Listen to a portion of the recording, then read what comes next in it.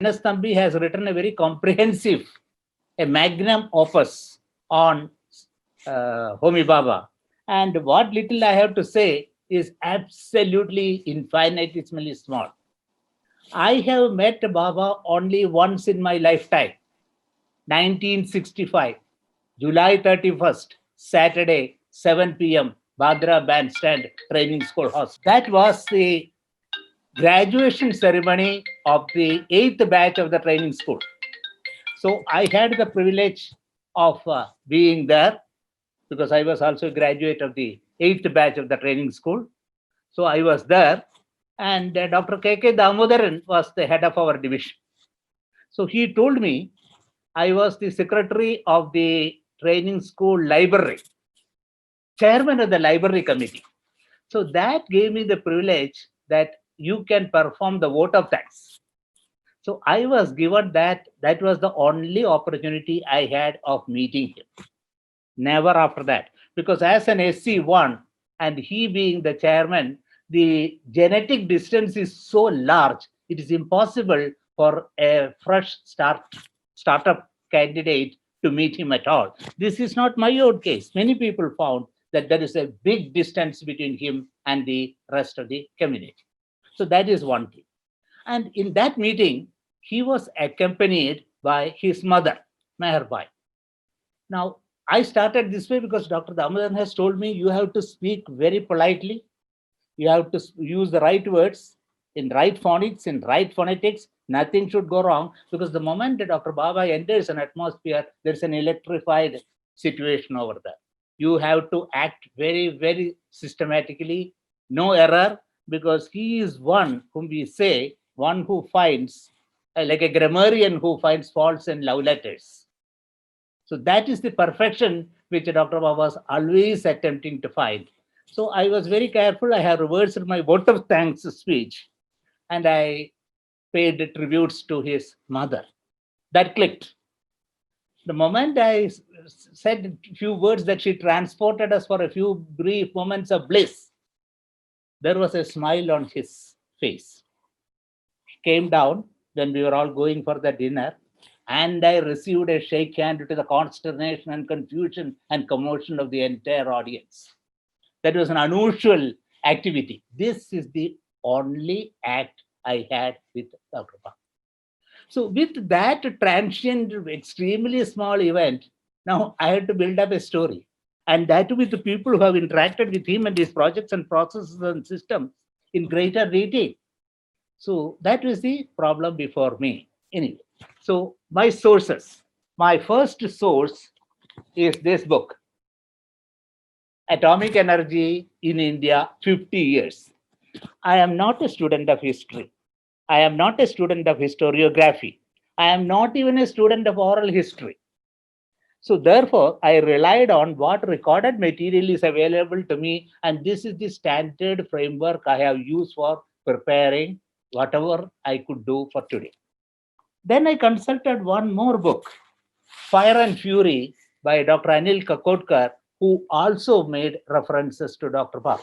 So these are the two documentary sources I have used. I didn't have the privilege or access to information which Dr. N.S. Thambi has collected in his monumental work. So therefore, I shall be deficient and insufficient in those aspects. Having said that, this is the two books I have referred to. Thereafter, I should tell you that way back in 1970, when that was 1970, the Department of Atomic Energy took part in an exhibition in Osaka, Japan. And I was a scientific attaché there, looking after our pavilion. I had an access to some of the top Indian scientists who visited the pavilion because that was a great mela like Thrissur Puram. So, I mean, international Thrissur Puram. So, many Indian scientists, very top ranking ones, used to come to this pavilion, to the Expo 70 to see the technology and science display in those areas.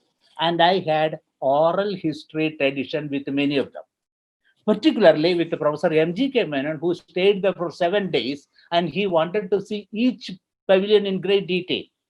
So as Professor Menon was going and I was accompanying him, he used to give his scientific commentary on any subject with reference to Dr. Baba.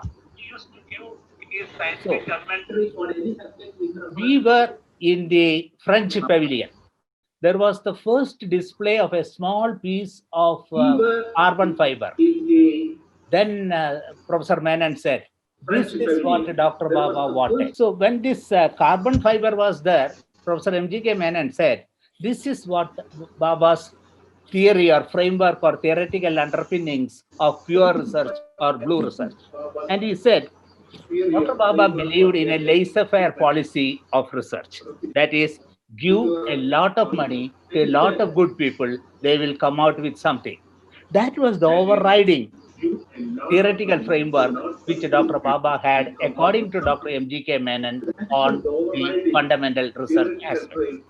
Second, too, I also had the privilege of working with our former External Affairs Secretary, M.A. Vallodi, Aravinda Vallodi. He was joint secretary in the department, and it was he who deputed me to Japan. So he gave me a briefing before I went, what to say, what not to say. You know, when a joint secretary gives a briefing on the subject, what to say or what not to say, that is the ultimate as far as the officer is concerned. So I had the benefit of statements to be made on behalf of the department. This is an old story in the dim, distant past, 1970. So I am recalling, and with my own memory problems, I may not be able to recall, but I think I'll make less errors on that. So Mr. Vallodi gave me a lot of insight into what to say about the Indian rare earths, how the thorium oxide, which was used only for making Petromax mantles from the Kerala's beach sands, that was stopped.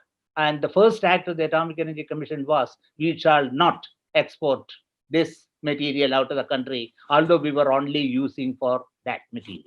Then my first exposition to the three-tier program of Baba is from Mr. Vallodi. And although he is an IFS officer of very high rank, he was basically a BSc chemist too. So he told me, and I learned my three-tier stage of Baba's philosophy from M.A. Vallodi at Gateway of India. He said, first, uranium. We have over 30,000. Of course, these numbers have been changed. I am referring to the old numbers released as spoken by Mr. Vallodi. We have about 30,000 natural uranium. With that, we will have our first generation natural uranium reactors. Then that uranium 235 fission will produce uranium 238 will be converted to plutonium 239. And that will be our second generation, in the words of Vallodi. And the third stage of Baba, as I was briefed in 1970, is that thorium-232 will pick up N-gamma reaction, will become protactinium and become uranium-233. So these are the three stages, 30,000 tons of uranium to start with, 300,000 tons of thorium ultimately. So we have a nuclear future for about 100 years on a sustainable basis. So this is my introduction to the Baba's three-tier philosophy. Then we had the head of the division, P.K. Nagarajan, who used to give us a lot of anecdotes about Dr. Baba, because that was a time of transition, a power transition from Baba's time to Sarabhai. And all the time, everybody will be referring to the charismatic figure, Baba, at OIC. That is the thick of activities. I also got a lot of information from a boatsman called Menon, who was piloting the Menega boat from OIC to our Trombay. He used to also give anecdotes. And then we have the driver of BMY 3333, 4 threes. That was the car, the Benz, Benz model, the old-fashioned, the classic Benz model, BMY 333. That will give us a lot of. He used to tell how things are happening with Baba at the airport and all that. Then I consulted two people. Dr. M.P.S. Ramani, a prehistoric character in the Baba Atomic Research Center, was the head of the desalination division, and he was working in IRE, and he had met Baba several times. Baba used to come to IRE with his foreign guests. And one day he told me that Baba said everything should be spick and absolutely clean. spotless, stainless. That is Baba's quality of quality assuredness wanted. So he said everybody in IRA, including Ramani, used to run with a brush and a paint and apply paint without plastering or anything. Instant application and preparing a surface absolutely clean and smooth and colorful. So that was an activity that was religiously and faithfully followed so that everything looks visually and cosmetically absolutely spotless and stainless. So that was one aspect Dr. Ramani used to mention. Then I spoke to one of the first batch training school candidates, Dr. M.P. Parameswaran, electrical engineer. I asked him whether he had any interaction with Dr. Baba. He said, I never had any interaction with him, but I only sent a letter to him, which went through proper channel that told him I would like to be deputed to Soviet Union for a training in nuclear engineering. It seems, according to M.P. Parameswaran, that letter came back to him saying, this boy may be sent next year. So that was a major historical decision on the part of Baba, because had Parameswaran not gone to Soviet Union, and had he not seen the wave of the science popularization movement happening in Soviet Union at that time, and having absorbed it and having come back to India, and then starting it in Bombay, a pilot plant of let 100 flowers bloom, getting 100 Malayali scientists together and starting the Shastra Sahitya Parishad Malayalam, Bombay, and registering it in front of Shanmugananda Bhavan in Dr. M.P.S. Ramani's house, and a pilot plant, a proto-pilot plant was done on that, and then transplanted the whole system into Kerala, and you have the KSSB movement over here. So anyway, that is an incidental detour. So this is how it happened. Then I had the privilege of asking, I should not use the word I asked and all that. I had the privilege of asking Anil Kakodkar about his interaction with, in this book, Fire and Fury, you will find the word Baba used only in 3 occasions. Page number 9, page number 180, and page number 187. And you will find page 187 and page 180 are written by Mrs. Kakodkar, and 187 by Suresh Gangotra. That means Kakodkar has referred to Baba only once in this book. Now, I cannot tell you how many times Baba was referred in Atomic Energy in India book, because there is no index for this. But it will be much, much higher, that I know very well. Now, when Kakodkar was asked what was his interaction, he said he had only one interaction, like the training school interaction, the dinner meeting. In the dinner meeting, Kakodkar was the outstanding performer of the 7th batch. And he was given a book on mechanical engineering signed by Dr. Baba. And that he got it, but now he doesn't know where it is. So this is how our background on. But when one quotation from Dr. Baba is very usually quoted, is much cited, and probably as TDS as a twice told tale vexing the dull ears of a dreary nuclear scientist here present. That is what, when nuclear energy has been successfully applied for power production in a couple of decades from now, India will not have to look abroad for its experts, but will find them ready at hand. A much quoted, absolutely widely circulated quotation, which we have all mugged up in. I have mugged it up in 1970 for rebroadcasting to the visitors coming to the Atomic Pavilion in Expo 7. That apart. When Prasad took over as the director BARC, and when Kakodkar from 7th batch took over as the chairman of the Atomic Energy Commission, that dream of Baba has really come true. Because based on a training school, modeled after the Oak Ridge National Laboratory Training School, and finding out the gap between the academic institutions coming out and the requirement of the atomic energy, and to have 200 people every year to take on in. And that was a big experiment. And Kakodkar in his biography says this, I asked Baba in the dinner meeting whether the nuclear program is big enough to absorb the production of capacity human resources being built from the training school.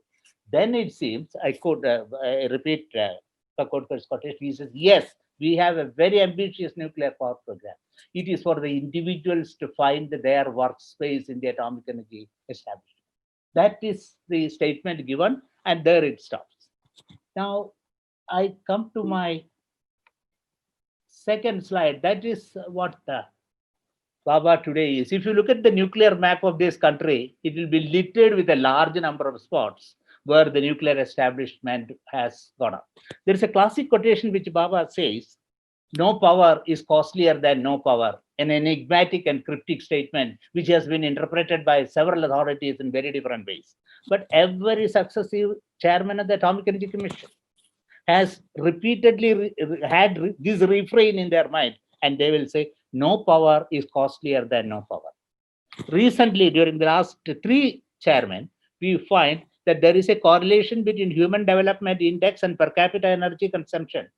And it was Kakotkar who mentioned in quantitative terms that 100 gigajoule, up to that, there is a linear relationship between energy consumption and the Human Development Index. So right from his classic statement that no energy is costlier than no power, until today, that correlation between HDI and power consumption per capita has been the driving force, has been the, I would say, the gestalt of atomic energy arguments for power.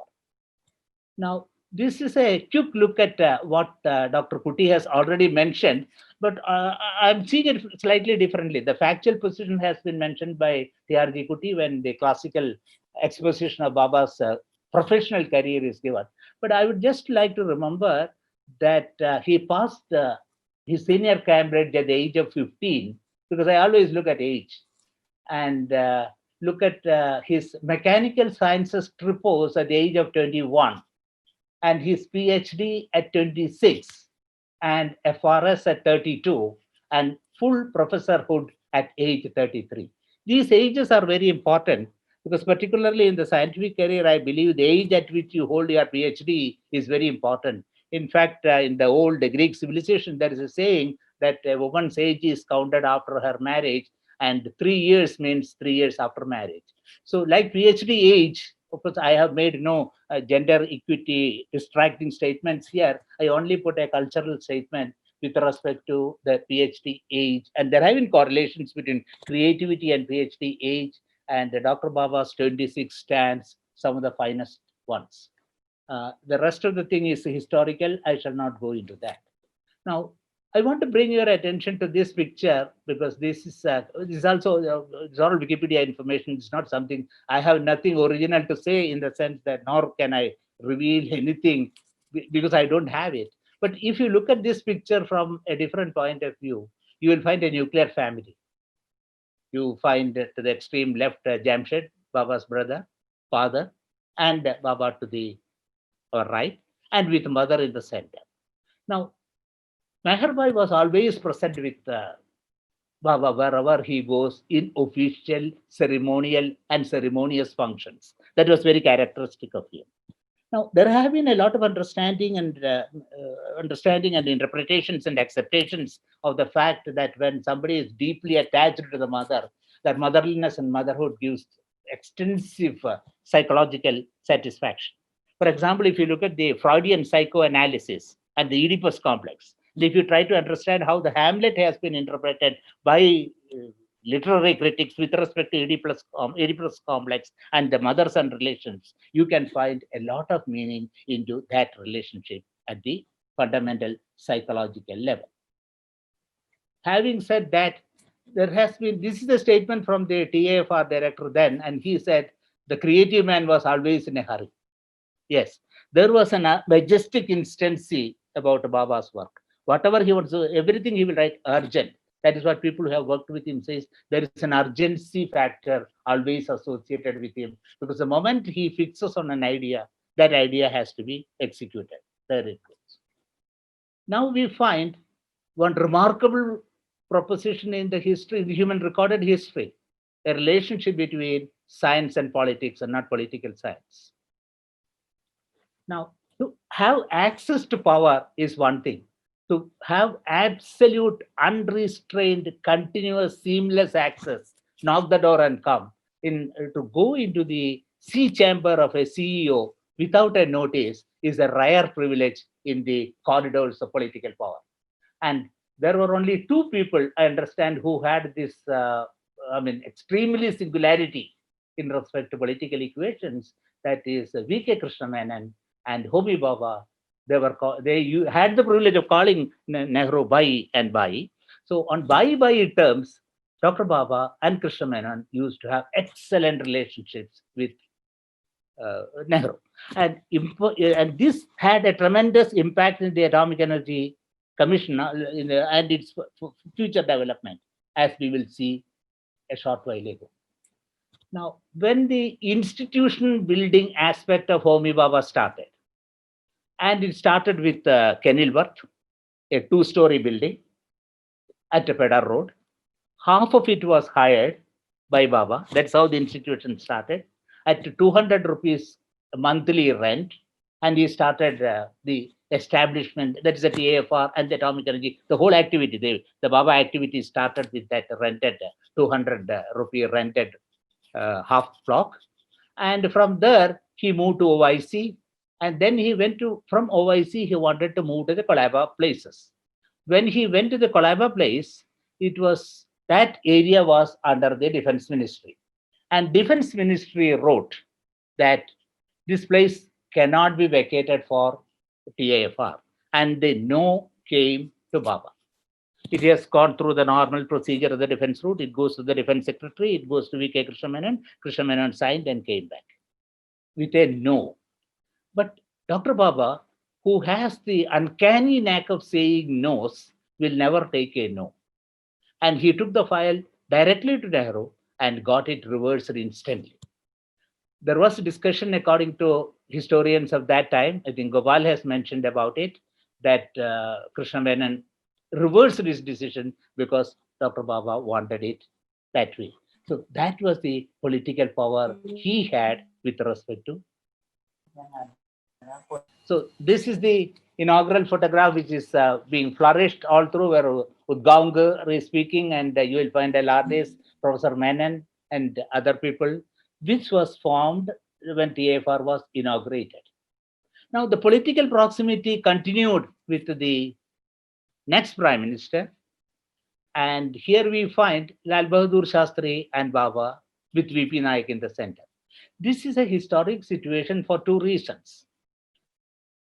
Historian Petrovich is of the opinion that Baba had information that the plowshare technique, that is a peaceful nuclear experiment, was available. And that was an area of, it was a hot topic in those days. And there was no information in the open literature, but there has been hush-hush conversations among the elites, among those trained on the sensitive elevations of nuclear physics.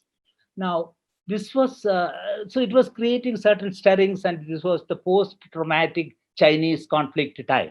And there has been a surge for using the nuclear power in this way. But there were two voices. One, when you go to the United Nations in New York and walk over to the North Garden, there you will find a bronze statue which will be converting a sword into a plowshare. The conversion of a sword, symbolic of war, into a farmer's tool, that is the plow, that is what is shown in the United Nations. We have the President of India, Dr. S. Radhakrishnan, who is one of the articulate expressionist of political voice, and he mentioned, if we plunge the world into a nuclear accident, either by design or accident, we will go down in history not as responsible citizens, but as lunatics. And the verdict of history on civilization will be suicide in a state of mind. That was the psychological and intellectual environment and milieu created by the intellectuals of India at that time. And Lal Bahadur Shastri was in favor of that pacifist approach happening in the country. And against such wishes, Baba could seamlessly continue his activities undeterred by his missionary zeal. Now you will find in the corridors of power, you will find our then Home Minister G.B. Pant. One characteristic physiological feature, those who note it will see it. G.B. Pant shakes his head in an S fashion all the time. That's a syndrome which he is accustomed to. Now, if you had closely watched Baba, and those who have closely watched him used to say, Baba used to shrug his shoulders, an involuntary motion that happens pretty often to them. So that's an interesting physiological feature. But As Dr. Putti mentioned, Homi Bhabha was on the sensitive elevations. And if you look at his intellectual companions and soulmates, you will find people like Albert Einstein, Hideki Yukawa, Wheeler. That's the company he keeps. And there you will find the pecking order. There is no pecking order in that. They were at very close speaking terms, not only speaking terms, there is a bondage and abiding energy between them. So that is the international status and eminence of this Indian hero. And the meeting of minds was seen. Here you will find Baba and Menon with the PMS placket, another scene of them. Now, yes, this is another picture, a snapshot. I call it vignettes from history because I am only trying to tell a few disconnected facts in history, which are not snapshots. That's why I call them vignettes of history. Now, W.V. Lewis, who later became chairman of the Canadian Atomic Energy Commission, was a close friend of Dr. Bhabha. In fact, at Cambridge, in the boat race, both Lewis and Bhabha were rowing the same boat. They were called rowing teammates. So they had such a close personal relationship. And personal relationships among intellectuals has such a synergetic effect. Later on, when policies are being evolved even by two countries, the diplomats and ambassadors pale into insignificance when personal bonds come. Whatever be the view of the Canadian Prime Minister or Indian Prime Minister, the Lewis's view and Bhabha's view prevailed, and we had the Cyrus reactor over there. Over you, even if you visit the campus of the Cambridge, you will find the rowing house, and even today, this is still a fashionable one. Furthermore, you are finding Niels Bohr, the company which Bhabha was holding. This picture is extremely important because these are the movers and shakers of the first UN conference. Now here you will find Bhabha second to the from left, and you will find Sritna as the deputy director general of the first conference. This conference and Bhabha's influence in this conference was phenomenal, tectonic, and seismic, for the simple reason that Dwight Eisenhower wanted an atom for peace program. And this was an opportunity for Bhabha to tell the world and to the country that atomic energy is extremely important as a historicity, as a necessity in history, and therefore he could formulate and guide and steer the nuclear destiny of the World Committee of Nations in this conference. Of course, it's a little anachronistic that he said it is in this conference that he made his famous statement that nuclear fusion is around the corner and will be here in 2 decades. 1955, he made the statement. 1975 was the maturity, technological maturity level predicted and forecasted or foresighted by Dr. Bhabha, but that didn't come through. That's another problem. Fusion will be commercial in 20 years. Now, I want to refer to this historic document, which is called the Russell-Einstein Manifesto.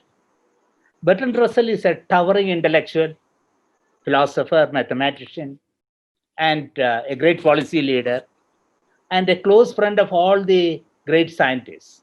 As a mathematician and as a philosopher also, he also is held in very high esteem by statesmen of the world. Very close friend of Jawaharlal Nehru. So he had established an equation with Nehru, and Nehru agreed that we will pursue the Pugwash movement, the pacifist action. And that manifesto was drafted by Bertrand Russell, and Nehru had agreed to sign that document. Of course, Nehru will not be signing it. India will be signing that document. Albert Einstein signed it a few days before his death. There are 3 or 4 people who did not sign this document, and Dr. Bhabha did not sign this document. Now, the reason cited by Dr. Bhabha for not signing this document is that he was engaged in assessing and evaluating recognizing, evaluating, and controlling the factors of the first nuclear explosion, the first nuclear holocaust at Hiroshima, is the aerial effects and the air pollution effects are being studied, and a very seminal book on that was being prepared by Dr. Gopal Iyengar at that time. So he said, I shall not commit myself by making a preemptive statement on the Russell-Einstein Manifesto, and refused to cite that. Now we come to the 1958, the Apsara story. The Apsara story is also a personal victory, a triumph, and a resplendent triumph for Dr. Bhabha, for the reason because the enriched uranium required for the swimming pool reactor came from UK. Now, this has been a source of great attraction for whenever any foreign visitor or Indian visitor goes to Apsara. We will all look from the top and we will say, look at the Sarango radiation. The charged particles are traveling with a velocity greater than the phase velocity of light in that medium. And therefore, this is an extremely important phenomenon. So Apsara has been, and the damsel, you see the naming of Apsara, Menaka, Sarlina, or those are all very poetic coinages made by him in those times. Now, we also want to say that apart from being a scientist, Dr. Bhabha was also a great artist. And here you can see him in pensive mood, looking at his close friend and confidant Pipsi Wadia. This is a TIFR film on that. And this is one of the abstract pictures. You can see almost a Trompe Hill type in the abstract picture, which Bhabha has drawn. Now, for Bhabha, Trompe was a passionate dream. Harwell, Atomic Energy UK, Trompe, Atomic Energy India. That was the equation which he had in his mind, according to the people who knew him well at that time. So the Dream Bombay, like Harwell, Trompe stands for Atomic Energy Establishment. If you look at, according to the memoirs by R.B.J. Patel, the architect who assisted Bhabha to build the Trompe establishment, this is patterned on Versailles.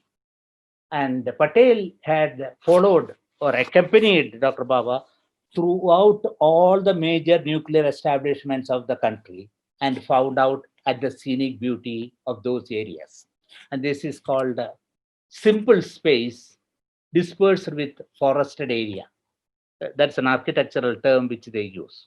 Now, look at the Versailles view and the Trompe view from the top of the Trompe Hill. Viewing Trompe from the Trompe Hill is an esoteric pleasure. If many of my friends who have worked in the health physics division in the 60s, there is a central emergency post in the Cyrus reactor. Every officer has to serve there for 15 days in a year. And at that time, you get a rare privilege. You get a jeep to travel to the top of the Trompe Hill and you can see it from the top. So as you go over there, you will find that area with its 15 lakh trees as a national botanical garden and an artificial lake on top of the Trompe Hill. And viewing it from there is a real pleasure. And if you view it from there, you will find the Cyrus view from there. And if you compare it with the Versailles view, you will find the similarities between the architectural entities used for that. And this is called the André Lenotre scheme. And once R.B.J. Patel succeeded in getting in the New York Plaza, getting Bhabha and Frank White together, and they had a brief discussion, which was a precursor to the development of a long-term association of Patel with this program. Now, I would like to look at Dr. Bhabha in retrospect as the leadership styles which he has used. Now, in management, we have several leadership styles in the literature, and one of them is the Greikunas formula, Bhabha's 5. Now, you will find in the initial stage of Trompe, there used to be 5 group directors to the director of the Atomic Energy Establishment, which Bhabha was. So We had Ramanna, we had Apsetna, we have Shankar, then we have two more. Well, let us assume we had 5 people as the directors. And if you apply the Greikunnas formula for number of relations generated by the number of subordinates reporting, that leads to 100 direct relationships and cross relationships. And according to management theory, the maximum number of relationships a boss is able to manage in the C-suite is 100. If you add one more group director, it will become 6. But then the number of relationships will multiply maddeningly from 100 to 222. So this is one of the criteria, and that is why we had a limited number, and in Baba's letter to Nehru, a small group of people. That smallness is the number 5. Now, if you apply the Blake-Morton model of management to Dr. Baba, you will find that his concern for results is exceptionally high. Urgent note, driven by an extreme sense of necessity of execution. That is on the x-axis, you will find concern for results absolutely high.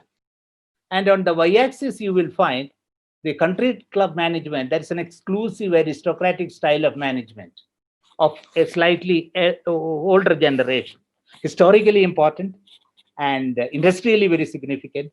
And if you put Baba's style of functioning in this management matrix, you will find him, the BB, in the right corner, somewhere in the middle, because team management is a slightly different aspect, because this is still driven by an autocratic mode. Further still, if you apply some of the one of the modern models of management, which I call the business model of the Deloitte model, then you will find Baba, you have to assess him in 4 parameters: as a pioneer, as an integrator, as a guardian, and as a driver. Here you will find him not as an integrator, but as a pioneer. All the thoughts and actions and products and processes he has in his mind and systems of administration that were belonging to a pioneer.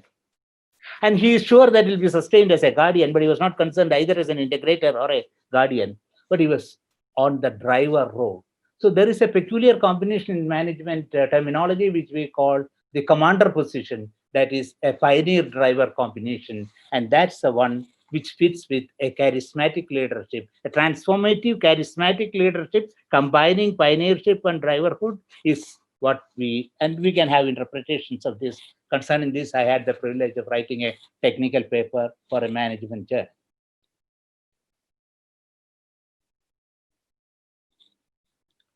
So we come to, okay, I must mention one more aspect here.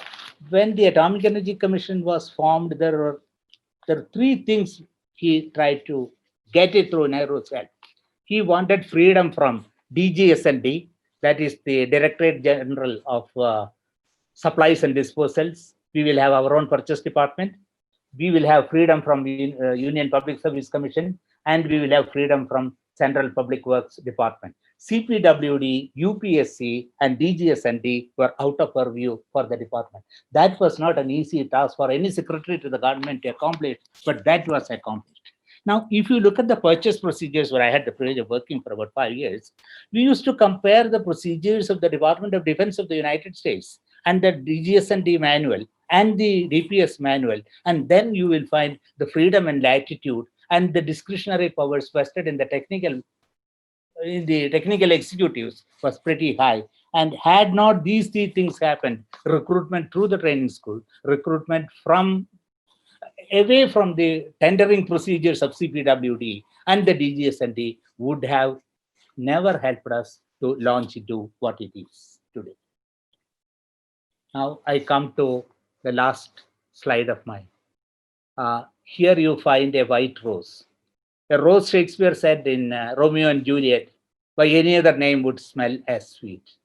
But there is a difference in this white rose. Director General of Indian Council for Agricultural Research, Dr. Pal, made a genetic rose, white in color, and gave it the name Homi Bhabha rose. This white rose, the red rose of Nehru, the white rose of Pal, and Baba had the fragrance and the beauty of both. That's from an aesthetic point of view. So what I have done is I have not done a coherent connection of dots. A few random thoughts wandering through the minds of a person who has interacted with a large number of scientists. Say, I remember having interacted because I used to change my division once in 5 years. And therefore, I had interacted with a large number of scientists within the establishment. And being in the public awareness department, had interacted with a large number of visiting scientists. And I had several anecdotes obtained from them. And although they are not documented, they're part of an oral tradition of history. I feel it, I deem it a rare privilege for me to share some of my random disconnected thoughts with my very distinguished scientist colleagues in this event. Thank you very much.